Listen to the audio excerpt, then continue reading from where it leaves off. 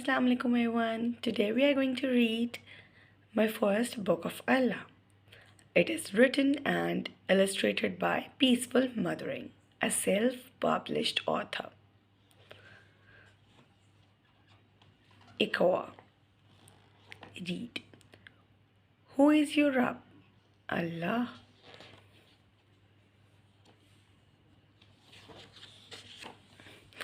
Allah made everything.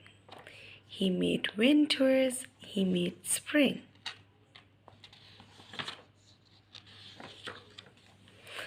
The yellow sun, the white moon. He made it all, the night and the noon.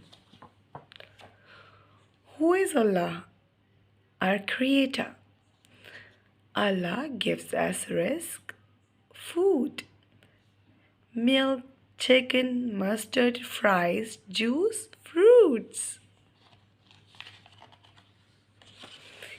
He gave us Quran. He gives us namaz, prayer.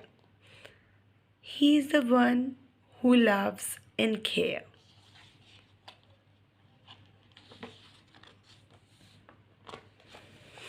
What is Quran?